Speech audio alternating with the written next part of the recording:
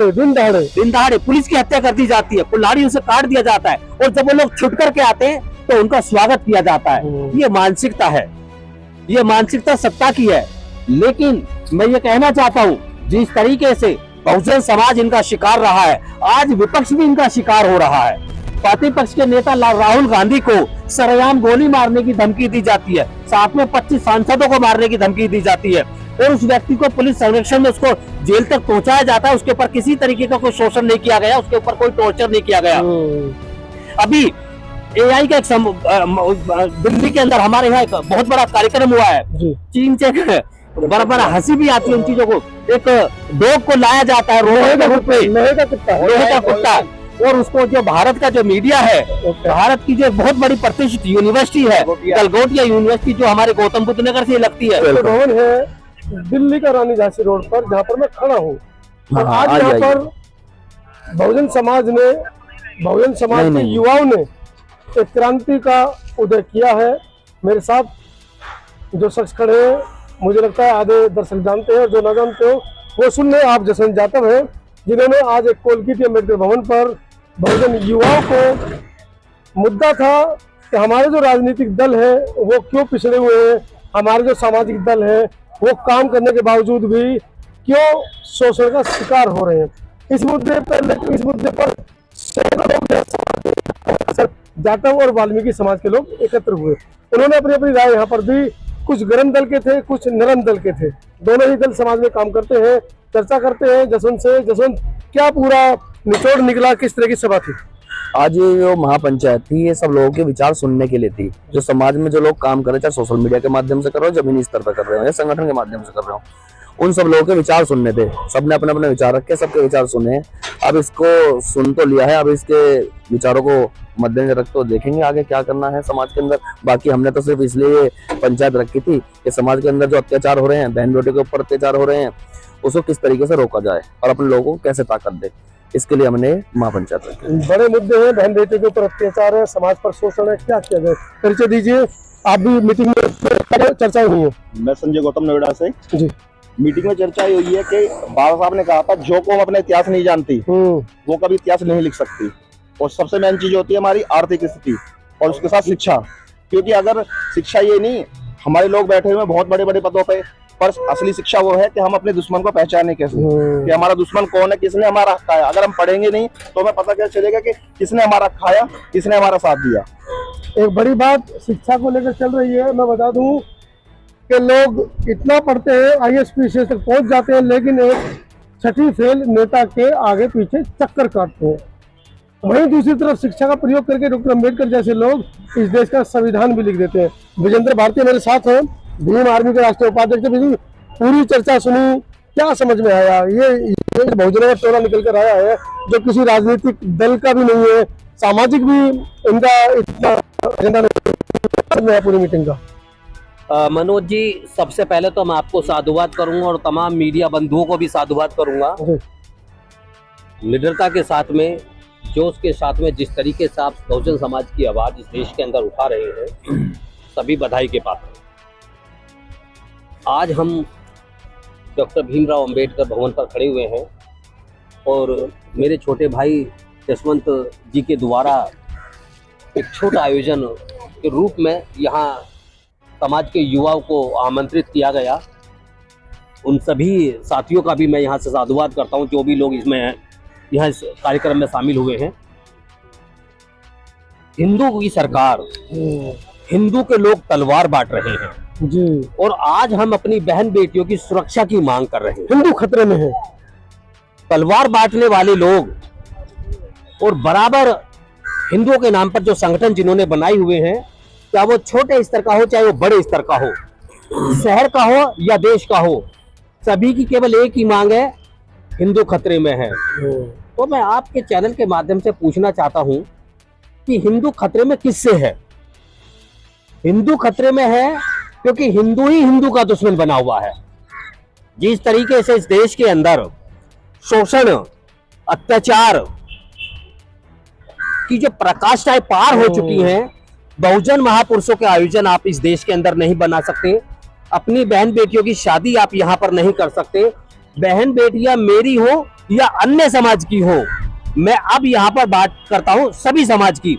बेटी कोई भी हो, किसी की चैन स्कैनिंग की जाती है, किसी का मोबाइल लूटा जाता है, किसी के साथ छेड़खानी की जाती है, वहां पर ये सरकारें पूरी तरीके से खामोश रहती हैं।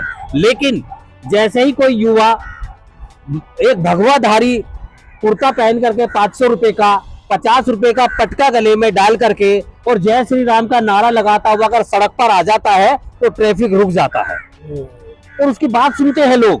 क्या हुआ, जय श्री राम का नारा क्यों लगाया जा रहा है, चाहे वो किसी की बहन बेटी को छेड़ करके ही क्यों ना आ रहा हो, लोग उसको सुनते हैं, उस बहन बेटी की पीड़ा को नहीं सुनते। अंकिता भंडारी का नाम आपने सुना होगा, उत्तराखंड की है। बिल्कुल।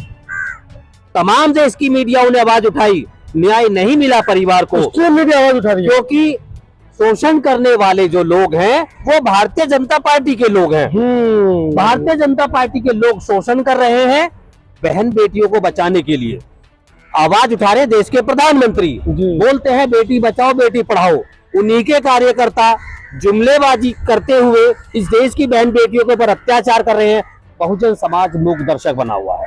तो अभी आपको दोबारा लूंगा जसवंत भाई, क्या इस मुद्दे पर भी ध्यान है आपका, जैसे कि विजेंद्र भारती जी ने जो मुद्दा उठाया है तो देश की बेटियों का शिकार भी बीजेपी के लोग कर रहे हैं और बेटी बचाओ बेटी पढ़ाओ का नारा भी वही लोग दे रहे हैं, इस पर क्या कहना है? हाँ बिल्कुल कर रहे हैं, ऐसा नहीं है कि खाली बीजेपी भी कर रही है, और भी अन्य लोग, सब लोग हैं जो गलत मानसिकता के लोग हैं, वो सब लोग उत्पीड़न कर रहे हैं बहन बेटियों का। और ज्यादातर खासकर हमारे समाज की जो बहन बेटियां हैं, जाटा और वाल्मीकि समाज की, चिन्हित कर करके उनको साथ ऐसा करते कराया जा रहा है। तो आप हिंदू नहीं है जो हिंदू हो? मैं अम्बेडकर इंसान। ये जो शोषण की जो खबरें आ रही है ये किस समाज से ज्यादा आ रही है? देखिए आपने जैसे कहते जाटा और वाल्मीकि समाज की बेटियों के साथ ये खबरें ज्यादा है, लेकिन करने वाला कौन ज्यादा है? करने वाले सभी हैं, चाहे उसमें कोई किसी भी जाति या किसी भी धर्म का, जिसकी मानसिकता गंदी है। मैं किसी की जाति या धर्म को नहीं बोल सकता, मैं सिर्फ आदमी की मानसिकता के ऊपर बात कर सकता हूँ। जिसकी मानसिकता गंदी है ना, वो लोग ये काम करते हैं, और जो ये गंदे काम करते हैं उनकी ना कोई जाति होती है ना कोई धर्म होता है। चार लड़कों पर एफआईआर थी हाथरस वाले मामले पे, और समाज उनको बचाने के लिए 36 बिरादरी की पंचायत कर रहा था। और आज वो लड़का कभी जो उस समय फेमस हुआ, धारवाड़े क्या नाम है उसका, राजपूत समाज से जो लगा था, जो चंद्रशेखर भाई को धरैया करके जो, हाँ जो चंद्रशेखर भाई को ललकार रहा था, आज वो 13 दिन से अनशन कर रहा है, जो आज तक किसी बहन बेटी के मामले में सामने नहीं आया। देखिए मनीषा वाल्मीकि का जो केस हुआ, पूरा देश शर्मसार हुआ। मनीषा वाल्मीकि के परिवार को न्याय मांगने के लिए बहुजन समाज को सड़कों पर उतरना पड़ा, जबकि ये जिम्मेदारी थी सरकार की, क्योंकि ये समाज वोट देता है सरकार को, ये समाज सरकार बनाता है। जब उसी समाज के ऊपर अत्याचार हो रहे हैं और उसी सरकार के लोग कर रहे हैं और उसी बेटी को रातों रात उसका अंतिम संस्कार कर रहे हैं, उस परिवार को पता तक नहीं है, और वो लोग जो उस पार्टी का नेतृत्व करते हैं, जो समाज से जुड़े हुए हैं, वो उस देश के उस क्षेत्र के अंदर जब उस बेटी के परिवार से एक हमदर्दी जताने के लिए बहुजन समाज के लोग जाते तो उन्हें जान से मारने की धमकी दी जाती है, उन्हें सरेआम हथियार लहरा करके उनको जो डराया धमकाने की बात होती है। ऐसे लोगों के ऊपर भरोसा नहीं कर सकते। ये आज की बात नहीं है, हजारों वर्षों से चला आ रहा है। इस देश का जो मनुवाद है वो देश के लिए घातक है। मनुस्मृति के अंदर महिलाओं के लिए किसी भी तरीके की आजादी नहीं है। भारती जी एक मिनट और रोकूंगा आपको। इस देश के अंदर 4 बड़े बड़े केस ऐसे हुए हैं। एक तो अंकिता भंडारी जो बताया गया, एक निर्भया, वो भी पांडे समाज से थी, स्वर्ण समाज से थी। सर जी मैं रोकना चाहूंगा, एक मुद्दा और मैं आपको कहना चाहूंगा, मेरे में जो कपसाड़ हुआ था, जी बहुत, मैं उसी पे आ रहा हूँ, मैं उसी पे कपसाड़ था, उसके बारे में चर्चा हो ही नहीं रही है। मीटिंग में हुई थी ना, उसके बाद मैं उसी पे आ रहा हूँ। मैंने भी क्या बताया कि 2 बेटियों के साथ, स्वर्ण समाज की बेटियों के साथ देश के अंदर अत्याचार होता है। पूरे देश, हमारे जैसे लोग भी उस खबर पर अपने आप को गंभीरता से लेते हैं, हमारे जैसे लोग भी उस खबर को प्रमुखता से दिखाते हैं। लेकिन जब बात आती है अनुसूचित जाति के बिटियाओं के साथ, एक मामला दिल्ली छोटी सी बिटिया बता दिया गया 5 सही साल, एक मामला हाथरस वाला होता है और एक मामला कपसाड़ मेरठ का। हमने बड़ी प्रमुखता से उसकी रिपोर्टिंग की है। 3 मामले हमारे दलित समाज के जाते हैं, लेकिन देश का मीडिया शांत है। देश का पूरा जो छाती पीटता है हमारी बेटियों के साथ ऐसा हो गया, वो शांत रहता है।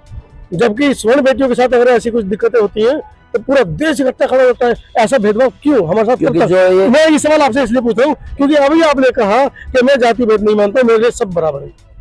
क्योंकि ये जो सरकार है ना जी, ये सरकार की एक मानसिकता है, बहुत गंदी मानसिकता। जिस मानसिकता के ये लोग हैं, जब उनके ऊपर उत्पीड़न होता है तो ये उसको हाईलाइट करते हैं, छोटी सी बात को भी। और जो इनकी मानसिकता, गंदी मानसिकता है, वो दलितों के ऊपर अत्याचार करने की है, दलितों को नोचने की है। ये उनकी मानसिकता है। ये सरकार की बदौलत हो रहा है जो हो रहा है। भारतीय सरकार की बदौलत हो रहा है या ये सामाजिक परिवेश के अंदर ये सब चीजें? अभी मनोज जी, अभी 2-3 दिन पूर्व आप सभी लोग दिल्ली के धरना स्थल के नाम से मशहूर जंतर मंतर पर थे जी, और वहां तमाम नीले झंडे वालों ने एक प्रोटेस्ट रखा हुआ था यूजीसी के समर्थन में जी। और वहां पर मनुवादी सोच के कुछ लोग उस धरने को, उस प्रोटेस्ट को बदनाम करने के उद्देश्य से वहां पहुंचते हैं और उनमें एक तो महिलाओं को उनमें आगे कर दिया जाता है। वो जो है चीख-चीख करके दुकान के तमाम सोशल मीडिया पर उसका चेहरा भी चल रहा है। कोई तिवारी नाम की लड़की थी और वो बार बार बोलते कि आपको पानी नहीं मिला, आपको पानी नहीं मिला। ये ताकत कहां से मिल रही है? ये ताकत कहां से मिले? क्या हम लोगों के अंदर, आप भी जर्नलिस्ट हैं, आप क्या कभी इनके कार्यक्रम में जाकर के इस तरीके की बातें कर सकते हैं? इन लोगों के बीच में जाकर के ऐसे तर्क सवाल कर सकते हैं? नहीं कर सकते हैं, क्योंकि उन्हें सत्ता का पूरी तरीके से संरक्षण प्राप्त है। ये लोग गाजियाबाद जैसे जगह पे सरेआम तलवार बांटने का काम करते हैं और इनके ऊपर मुकदमा छोटी सी धाराओं में लिखा जाता है और जब ये वहां से छुट करके आते हैं जेल के गेट से लेकर के और घर तक 500 गाड़ियों का काफिला रोड पर अनियंत्रित तरीके से घर तक पहुंचता है और वहां आकर के फूलों के साथ उनका स्वागत होता है। बुलंदशहर के अंदर कभी सुबोध सिंह नाम के इंस्पेक्टर की हत्या कर दी जाती है। हत्या करने वाले बजरंग दल और विश्व हिंदू परिषद के लोग होते हैं। दिन दहाड़े पुलिस की हत्या कर दी जाती है, कुल्हाड़ियों से काट दिया जाता है और जब वो लोग छुट करके आते हैं तो उनका स्वागत किया जाता है। ये मानसिकता है, ये मानसिकता सत्ता की है। लेकिन मैं ये कहना चाहता हूं, जिस तरीके से बहुजन समाज इनका शिकार रहा है, आज विपक्ष भी इनका शिकार हो रहा है। प्रतिपक्ष के नेता राहुल गांधी को सरेआम गोली मारने की धमकी दी जाती है, साथ में 25 सांसदों को मारने की धमकी दी जाती है और उस व्यक्ति को पुलिस संरक्षण में उसको जेल तक पहुंचाया जाता है। उसके ऊपर किसी तरीके का कोई शोषण नहीं किया गया, उसके ऊपर कोई टॉर्चर नहीं किया गया। अभी एआई का एक दिल्ली के अंदर हमारे यहाँ एक बहुत बड़ा कार्यक्रम हुआ है। चीन से बड़ा हंसी भी आती है इन चीजों को। एक डॉग को लाया जाता है लोहे का कुत्ता और उसको जो भारत का जो मीडिया है, भारत की जो बहुत बड़ी प्रतिष्ठित यूनिवर्सिटी है गलगोटिया यूनिवर्सिटी, जो हमारे गौतम बुद्ध नगर से लगती है, जिसकी फीस ही 13-14 लाख रुपए है, वहां बच्चों को क्या पढ़ाया जाता है? इस तरीके की चीजें उनको पढ़ाई जा रही है कि वो दूसरे के प्रोडक्ट को ला करके अपना प्रोडक्ट बता करके पूरे देश की छवि को खराब करने का काम कर रहे हैं। उसका विरोध करने के लिए 4 लोग वहां पहुंच जाते हैं, एक शर्ट उतार करके उनके ऊपर गंभीर धारा में मुकदमा दर्ज करके उनको जेल भेजने का काम कर रही है ये सरकार। आज जंतर मंतर में प्रोटेस्ट हुआ है, राहुल गांधी मुर्दाबाद, कांग्रेस मुर्दाबाद के नारे लग रहे हैं। मध्य प्रदेश के अंदर तमाम कांग्रेस पार्टी के कार्यालय के ऊपर घेराव हुआ, उनके ऊपर तोड़फोड़ हुई है, पथराव किया गया है। कांग्रेस पार्टी के कार्यकर्ताओं को कार्यालय के अंदर बंद कर दिया गया, बाहर पुलिस बैठी हुई है। भारतीय जनता पार्टी के किसी कार्यकर्ता को नहीं छेड़ा गया, किसी के ऊपर लाठीचार्ज नहीं किया गया, किसी के ऊपर कोई कार्रवाई नहीं की गई है। ये तानाशाही देश के अंदर चल रही है, लेकिन ये ज्यादा समय तक अब चलने वाली नहीं है, क्योंकि अब देश का जो आवाम है, देश की जो जनता है, 140 करोड़ लोग जो है, ये अब सत्ता परिवर्तन करने के लिए पूरी तरीके से गंभीर हो गए हैं। उत्तर प्रदेश के अंदर 4 करोड़ लोग वोट कटने वाले हैं जी। जो नई एनआरसी जो ये लेकर के आए हैं, एसआईआर जो लेकर के आए हैं, उस प्रक्रिया के अकॉर्डिंग 4 लाख वोट कट रहे हैं। योगी जी कह रहे हैं कि ये वोट हमारा कट रहा है, विपक्ष कह रहा है ये वोट हमारा कट रहा है, सरकार कह रही है हमारा कट रहा है। तो मैं पूछूं भाई, इनका वोट सरकार कैसे काट सकती है? ये तमाम वोट हमारा कट रहा है, ये सरकार बनाना चाहते हैं। लेकिन मैं डंके की चोट पे कहूंगा, उत्तर प्रदेश में भी ये चुनाव हारेंगे और 2029 में देश का चुनाव भी हारेंगे, क्योंकि अब समय बहुत ज्यादा सर से ऊपर हो चुका है। देश की जनता त्राहिमाम है। एससी समाज ही नहीं, यहाँ एसटी समाज भी, यहाँ सिख समाज भी, यहाँ जैन समाज भी, यहाँ देश का किसान भी, देश का युवा भी, देश का नौजवान भी, हर एक व्यक्ति यहाँ परेशान है। इस सरकार से पूरी तरीके से अब मुक्ति चाहिए और मैं हाथ जोड़कर आप लोगों के चैनल से कहूंगा कि साथियों, इस वीडियो को बहुत ज्यादा से ज्यादा चलाएं, देश के जन जन तक पहुंचाएं। देश अब त्राहिमाम पा चुका है, इनसे मुक्ति दिला दीजिएगा। चलिए चलते चलते आखिरी सवाल जसवंत जाटव से ले लेते हैं। अभी पिछले दिनों जंतर मंतर पर महाबोधि महाविहार को लेकर एक विश्वव्यापी धरना हुआ। 41 लाख रुपए की ट्रेन बुक कर तमिलनाडु से लाई गई, जिसको लेकर बहुत बवाल भी हुआ। और दिल्ली पुलिस ने इसी अम्बेडकर भवन के गेट पर ताला भी लगा दिया कि वो लोग यहाँ से बाय रोड या बाय पैदल जाते हुए जाएंगे तो उनके गले में पंसीर का पटका है, नीला पटका है, दिल्ली में कहीं पता न चल जाए कि ये लोग कौन है। जसवंत ने उस दिन बड़ा बयान दिया था कि अब लठ चलेगा जाटवों का। उसी सवाल को दोबारा दोहरा देता हूँ, क्योंकि मुझे लगता है कि वो जो उस दिन आपने कहा कि अब लठ चलेगा, लठ से अब हम अपने अधिकार लेंगे, तो जो आज जो मीटिंग हुई है, मैंने देखा था सारे गरम दल के लड़के थे, जितने भी थे गरम दल के लोग थे। क्या मतलब अब लठ चलेगा या बाबा साहब की कलम चलेगी? बाबा साहब की कलम, बुद्धिजीवी लोग जो हमारे समाज के हैं वो कलम का उपयोग करेंगे, और जो नौजवान युवा है इसके अंदर जोश है, जुनून है और एक आक्रोश है अपने समाज का जो उत्पीड़न होता है उसके लिए, तो वो लोग अब लठ बजाने का काम भी करेंगे। तो 2027 का चुनाव बड़ा ऐतिहासिक चुनाव माना जा रहा है। उस चुनाव से लगभग 1.5 साल पहले तुम ये मीटिंग कर रहे हो, क्या रणनीति है, चुनाव लड़ने का मन है, राजनीति में जाने का मन है, या किसी पार्टी के लिए तुम ये सब चीजें कर रहे हो? ये हम अपने समाज के लिए कर रहे हैं, अपने समाज को जागरूक करने का काम कर रहे हैं। राजनीतिक मंशा नहीं है? नहीं है, बिल्कुल भी नहीं। कोई पार्टी कहने लगे कि आओ, नहीं, हमारा कहने लगे कि आओ हमारे चुनाव मैं आपको बता दूं, मैं किसी पार्टी को ऐसा भी नहीं है कि मैं भी सपोर्ट नहीं करता। बसपा हमारी रही है, हमारे पूर्वजों ने अपने खून से सींची, अपने मेहनत से यहाँ तक लेके आए हैं, और बहन जी उसकी लीडर हैं। पर लेकिन हम बसपा को ऐसा नहीं कि बहन जी लीडर है उसको इसलिए सपोर्ट करते हैं, हमारे बड़े बुजुर्गों ने उसको सींचा है, इसलिए हम उसको सपोर्ट करते हैं। इसके अलावा बड़ा दल हमारे पास है नहीं, इसके बाद हमारे पास। चलिए, ये तो तय है कि जसवंत यादव के बयान से ये तो सिद्ध हो गया है कि बसपा के अलावा हमारे पास कोई विकल्प नहीं है। हालांकि 2-3 दल कुकुरमुत्ते की तरह उग आए हैं, हो सकता है भविष्य में वो कुछ जीत भी हासिल कर ले, लेकिन भविष्य के घर में क्या है वो भविष्य बताएगा। पूरी वीडियो के बारे में क्या रहा है? जब पौधे को पानी नहीं मिलता ना, मालिक पानी नहीं देता तो सूख जाता, ध्यान रखना वो बीज है। कुछ अमर बेल भी होते हैं जो पेड़ के ऊपर चढ़ जाती है और उस पेड़ को सुखा देती है और खुद फल फूल जाती है। भविष्य के घर में है, कौन आगे जाता है कौन पीछे रहता है। वीडियो को दीजिए इजाजत, कमेंट जरूर करें। धन्यवाद।